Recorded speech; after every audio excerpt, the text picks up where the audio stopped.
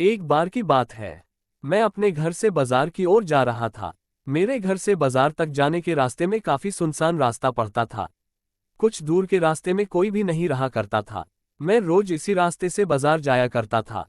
आज भी मैं इसी रास्ते से बाजार जा रहा था। मुझे रास्ते में एक लड़की मिली जो बहुत ही डरी हुई थी। उसे डरा हुआ देख मैं उसके पास गया और पूछा, क्या हुआ, तुम डरी हुई क्यों हो? लड़की ने कुछ लड़कों की ओर इशारा किया। मैं समझ गया। मैं अपने साथ उस लड़की को लेकर उन लड़कों के पास गया। मैं उन लड़कों को कहा, क्या तुम्हें शर्म नहीं आता है? काफी कुछ कहने के बाद उन लड़कों को अपनी गलती का एहसास हुआ। उन्होंने लड़की से क्षमा मांगा। फिर मैं बाजार की ओर जाने लगा।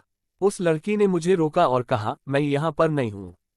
मुझे रहने के लिए किराए का घर चाहिए। क्या आप मेरी मदद कर सकते हैं? मैंने कहा, ठीक है। मेरे घर में एक कमरा खाली था। आप मेरे घर चलिए, अगर आपको पसंद हो तो आप उसमें रह सकती है। अगर आपको पसंद ना आए तो मैं आपको दूसरा घर भी दिखा सकता हूँ। अब वह लड़की और मैं घर की ओर चल पड़े।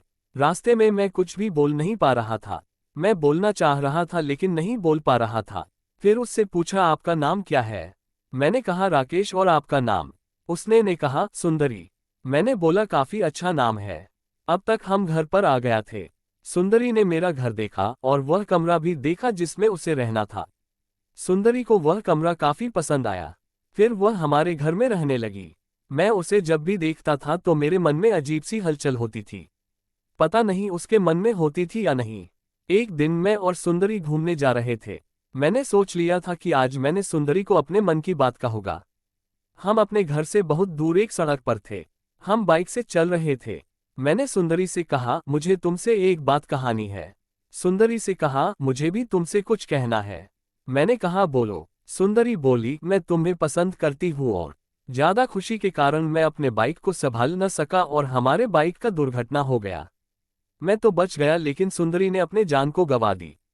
पर आज भी मेरे दिन में सुंदरी जिंदा है।